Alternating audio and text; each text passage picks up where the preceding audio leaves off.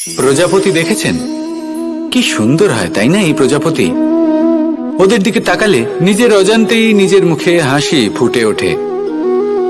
কিন্তু এই প্রজাপতি জন্ম থেকেই এমন দেখতে হয় না। জন্ম থেকে এদের কাছে ডানা থাকে না, এরা উড়তেও পারে না। যখন একটি প্রজাপতি জন্ম নেয় তখন প্রথমে ডিম অবস্থায় থাকে সে।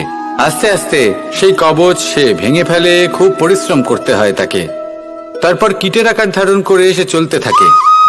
অনেক কষ্ট সহ্য করতে হয়, অনেক পরিশ্রম করতে হয়। তারপর তার রূপ বদলে যায়, তারপরে তার ডানা গজায়, তারপরে সে উড়তে পারে। এই নিরন্তর পরিশ্রমই সাফল্যের মূল মন্ত্র হয়। কখনো কখনো প্রতিভাও কম পড়ে যায় যদি নিরন্তর পরিশ্রম না করা হয়, যদি সমর্পণের ভাব মনে না থাকে, দৃঢ় নিষ্ঠা না থাকে। আর কখনো কখনো সেই ব্যক্তি যার